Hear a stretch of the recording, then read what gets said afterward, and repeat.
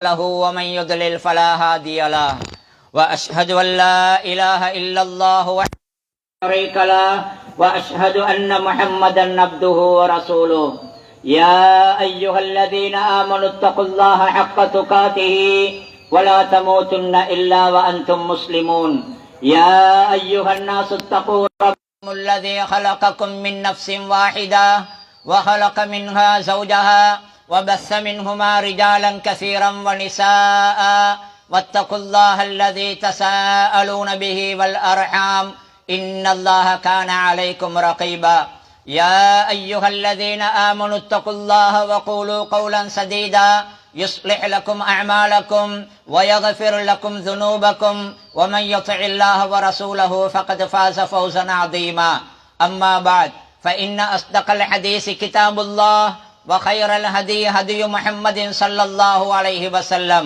وشر الأمور محدثاتها وكل محدثة بدعة وكل بدعة ضلالة وكل ضلالة في النار.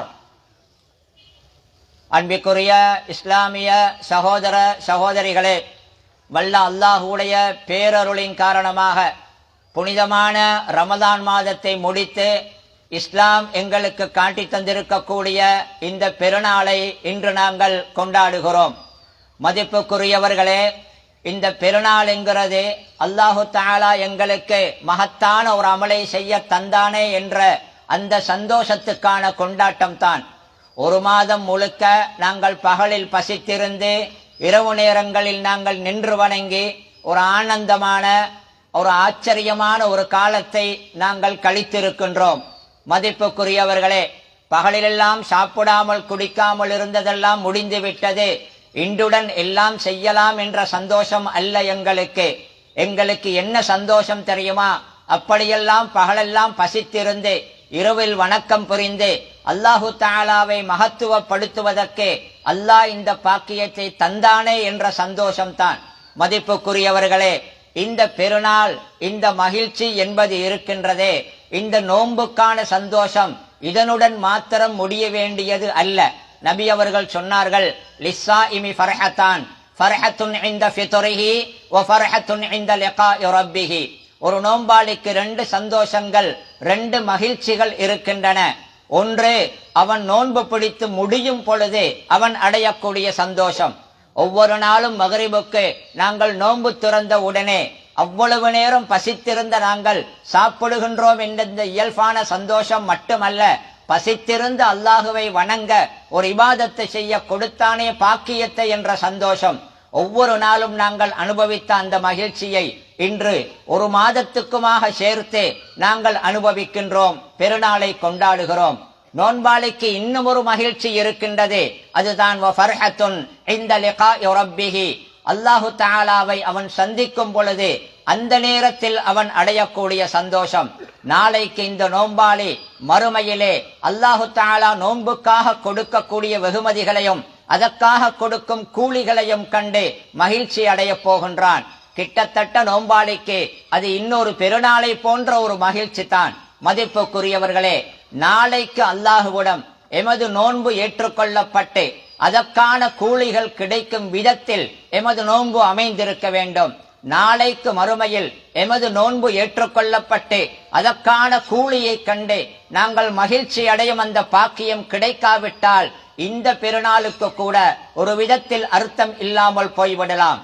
எனவே நாம் செய்த இந்த நோன்பு, இந்த இரவு நேர வணக்கம் போன்ற இபாதத்துகள் அல்லாஹுவிடம் ஏற்றுக்கொள்ளப்பட வேண்டும் என்பது முக்கியமானது. இஹ்லாசுடன் நாங்கள் செய்திருக்க வேண்டும் என்பது ஒன்று. நாளைக்கு இந்த நோன்பின் மூலமாக மகிழ்ச்சியை கொண்டாட, மகிழ்ச்சி அடைய வேண்டிய பாக்கியம் எங்களுக்கு கிடைக்க வேண்டும். எனவே நோன்பு முடிந்து விட்டது, அமல்களை நாங்கள் முடியுமான அளவு செய்தோம் தான். அந்த அமல்களை செய்து முடித்து விட்ட நாங்கள் எல்லாமே முடிந்து விட்டது, எல்லாமே கிடைத்து விட்டது என்று இருக்க முடியாது. செய்த அமல்களை அல்லாஹ் ஏற்றுக்கொள்ள வேண்டும் என்று நாங்கள் நிறைய துவா கேட்க வேண்டும். கபூல் என்ற அல்லாஹ் ஏற்றுக்கொள்வது எமது அமல்களுக்கு கிடைக்க வேண்டும். அதற்காக நிறைய துவா கேட்க வேண்டும். இப்னுல் கய்யிம் ரஹிமஹுல்லாஹ் அவர்கள் சொல்லுகிறார்கள், எமது நிலைமை எப்படி தெரியுமா? நாம் ஏதோ தொழுதோம் ஏதோ ஓதினோம் என்பதில் எல்லாமே கிடைத்து விட்டது என்பது போன்ற எந்த அச்சமும் இல்லாமல் நாம் சாதாரணமாக இருந்து விடுகின்றோம். சஹாபாக்கள் இப்படி இருக்கவில்லை. சஹாபாக்கள் காயத்துல் அமல் வகாயத்துல் ஹவுஃப் என்று அவர்களிடம் ரெண்டும் இருந்தது. அமலையும் உச்சக்கட்டத்தில் எவ்வளவு முடியுமோ அவ்வளவு செய்வார்கள். அவ்வளவு அமல் செய்த பின்னாலும் கூட அவர்களிடம் கடுமையான ஒரு பயம் இருக்கும். இந்த அமல்கள் ஏற்றுக்கொள்ளப்படாமல் போய்விடுமோ, அல்லாஹ் அதை திருப்பி எமது முகத்தில் எரிந்து விடுவானோ என்ற அந்த பயமும் இருக்கும். எமது நிலைமை அந்த இரண்டிலுமே எதிர்மாற்றமானது. எம்மிடம் அமலும் குறைவாகத்தான் இருக்கின்றது. அதே நேரத்தில் அச்சமும் கிடையாமல் ஏதோ செய்துவிட்டோம் இனி சுவர்க்கவாதிதான் என்பதை போன்ற அந்த உறுதியுடன் வாழுகின்றோம். எனவே நிறைய அல்லாஹ்விடத்தில் நாங்கள் இந்த அமலுக்கான கூலியை நாங்கள் எதிர்பார்க்க வேண்டும்.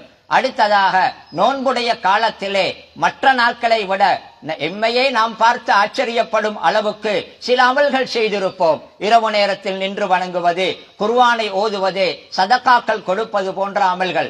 இவைகளை மற்றவர்களுக்கு நாங்கள் சொல்லித் திரிவதற்கு பழக்கம் எம்மிடத்தில் இருக்கக்கூடாது.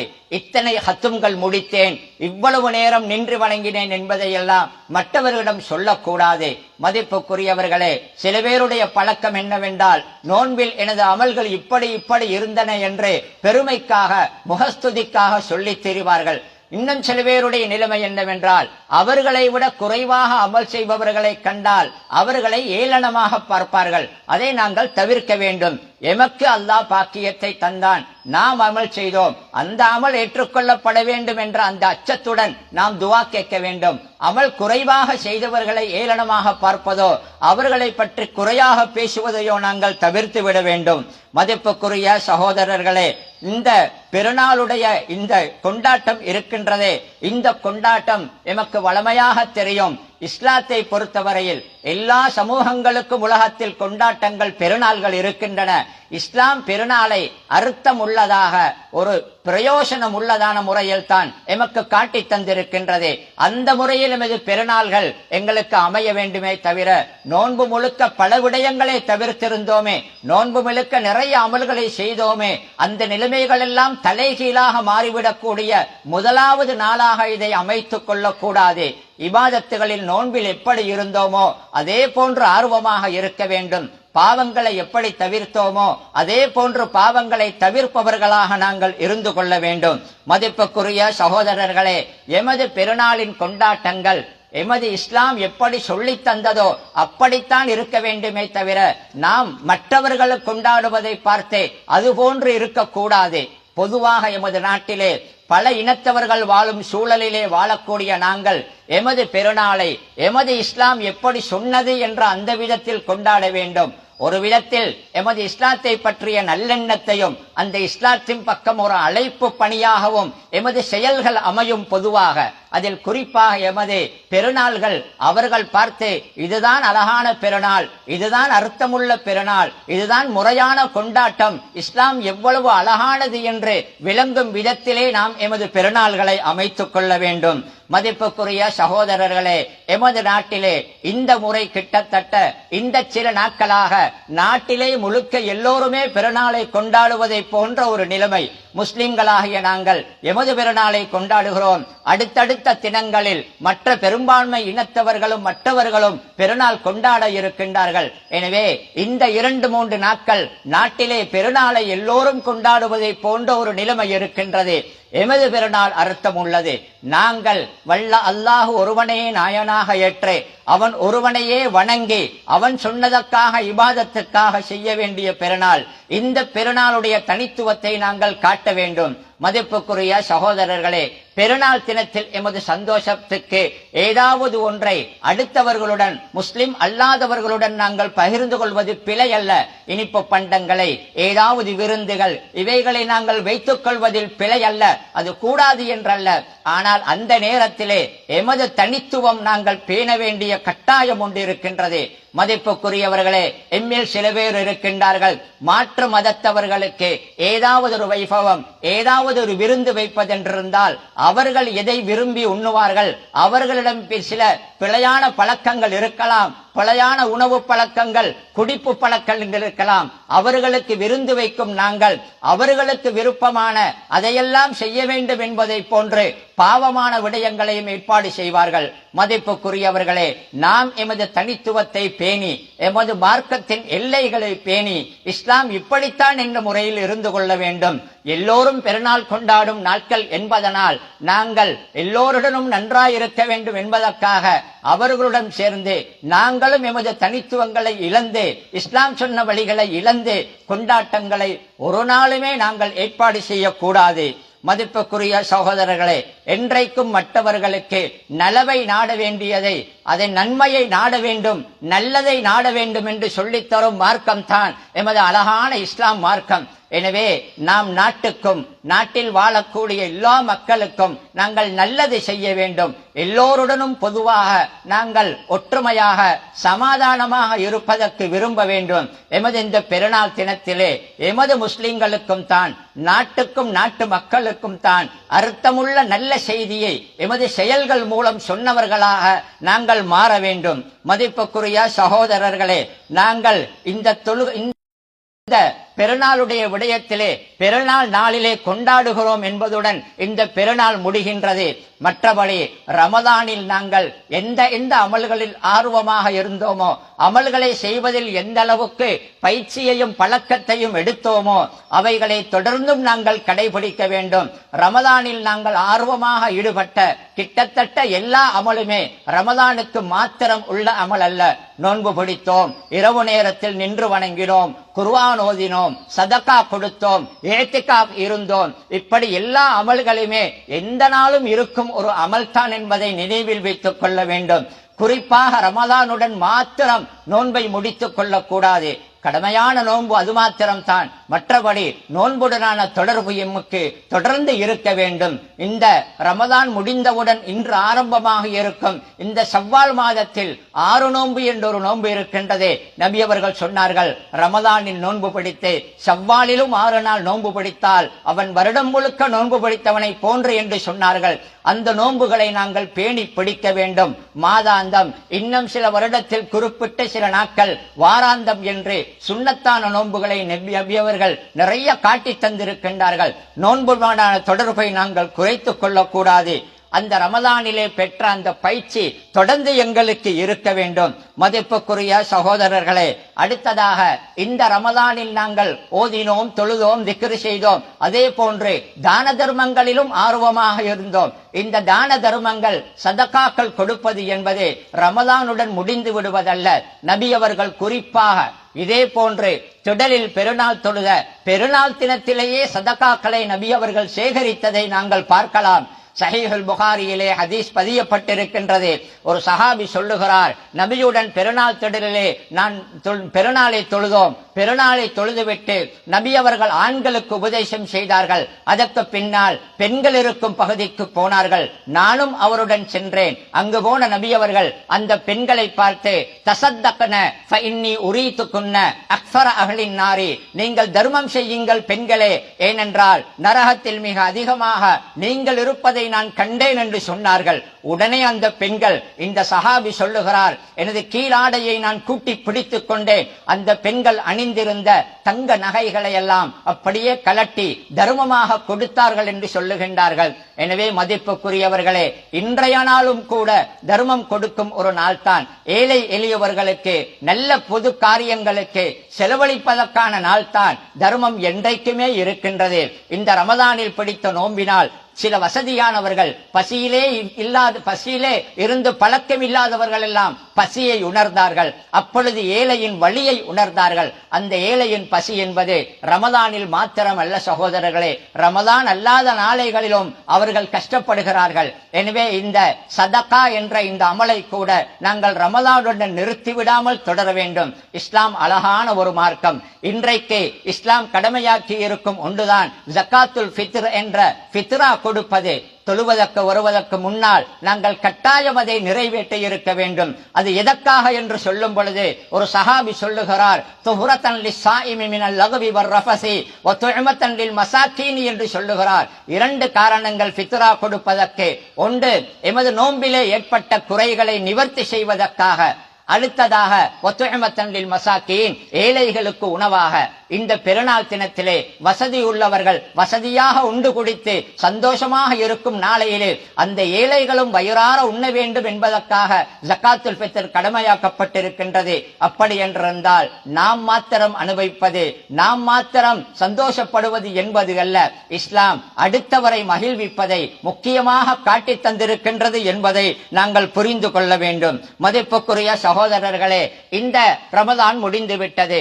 அழகான ஒரு பெருநாளை அல்லாஹ் தந்த இந்த நாளை நாங்கள் துவங்கி இருக்கின்றோம். எப்படி அல்லாஹுவை மகத்துவப்படுத்தி, எப்படி நாங்கள் தொழுது, எப்படி நல்லுபதேசத்தை கேட்டு இந்த நாளை ஆரம்பித்தோமோ, இதே போன்று இந்த நாள் முடியும் வரைக்கும் அல்லாஹு விரும்பக்கூடிய நபி காட்டி தந்த வழிகளிலே இந்த பெருநாளை நாங்கள் அமைத்துக் கொள்ள வேண்டும். அதில் நாங்கள் கவனமாக இருக்க வேண்டும். உண்டு குடித்து சந்தோஷமாக இருக்க இஸ்லாம் எங்களுக்கு பெருநாளில் சொல்லுகிறது தான். அதனால் தான் பெருநாள் தினமன்று நோன்பு பிடிப்பதையே இஸ்லாம் தடுத்திருக்கின்றது, இஸ்லாம் தடுத்து வைத்திருக்கின்றது. ஆனால் இந்த சந்தோஷங்கள் எல்லாம் அல்லாஹ் கூறிய எல்லைகளுக்கு உள்ளே இருக்க வேண்டும். உறவினர்களை சந்திப்பது, இந்த சமூகத்திலே அபலைகளாக அனாதரவாக இருப்பவர்களை சந்தித்து அவர்களுக்கு வாழ்த்து சொல்லுவது, அவர்களை கவனிப்பது, அடுத்தது அருந்து போன உறவுகளையும் கோபித்துக் கொண்டிருக்கும் உறவுகளையும் புதுப்பிப்பதற்கான ஒரு சந்தர்ப்பமாக இதை பாவிப்பது என்று நாங்கள் இதை அர்த்தமுள்ள ஒரு நல்ல பெருநாளாக மாற்றிக்கொள்ளுவோம். மதிப்புக்குரியவர்களே, ரமலானில் நோன்பு பிடித்து முடிந்து விட்டது.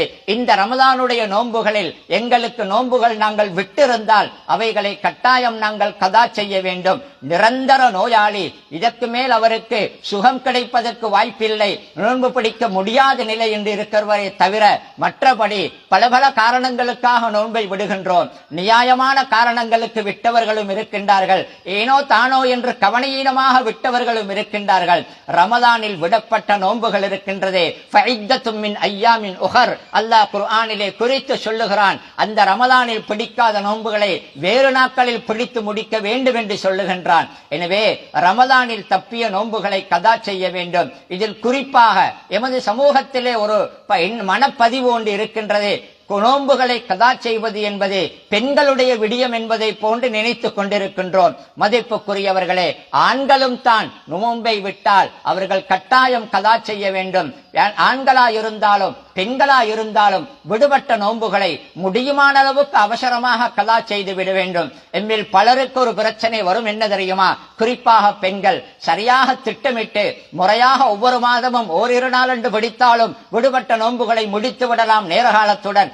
ஆனாலும் அடுத்த ஷாபான் நெருங்கும் பொழுது கதா நோன்பு இருக்கின்றதே, பிடிக்க வேண்டுமே என்று பதற்றத்துடன் தடுமாறக்கூடிய நிலைமையை பார்க்கின்றோம். அவைகளை தவிர்க்க வேண்டும். இது அல்லாஹுவுக்கான கடன். முடியுமான அளவுக்கு அவசரமாக அதை நிறைவேற்ற வேண்டும். மதிப்புக்குரிய சகோதரர்களே, இந்த பெருநாளைக்கு வாழ்த்து சொல்லுவது என்பது நல்ல காரியம்தான். எமது அன்பை, எமது நட்பை, எமது நல்ல உணர்வுகளை அடுத்தவர்களுடன் பகிர்ந்து கொள்வதற்கான ஒரு வழிதான் இந்த வாழ்த்து சொல்லுவது.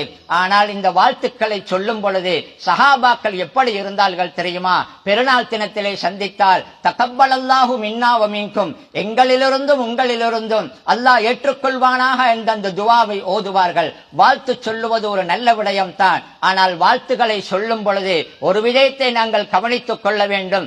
நாம் வாழ்த்து சொல்லுவது என்பது நன்றாக யோசித்தால் நாம் ஒரு துவாவை கேட்கின்றோம், ஒரு பிரார்த்தனையை புரிகின்றோம்.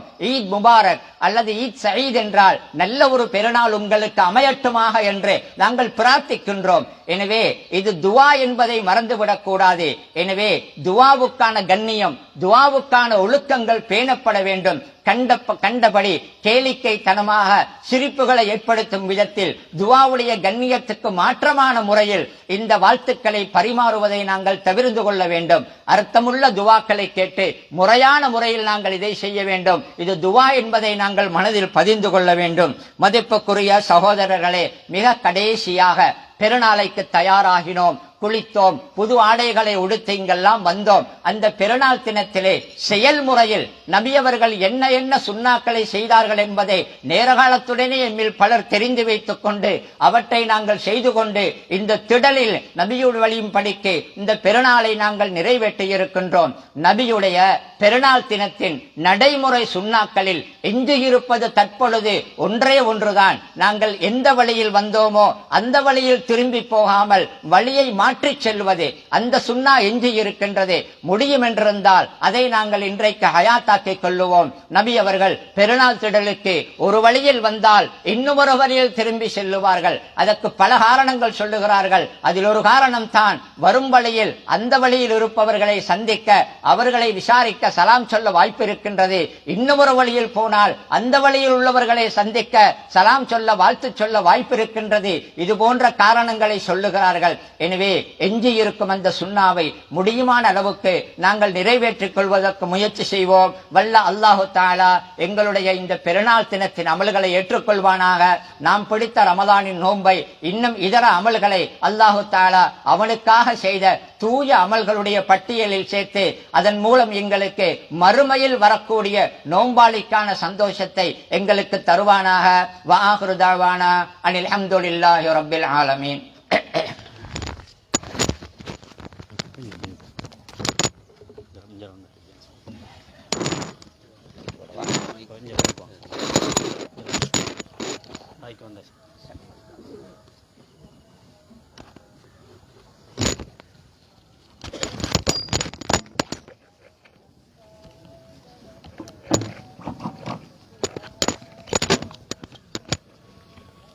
السلام عليكم ورحمة الله.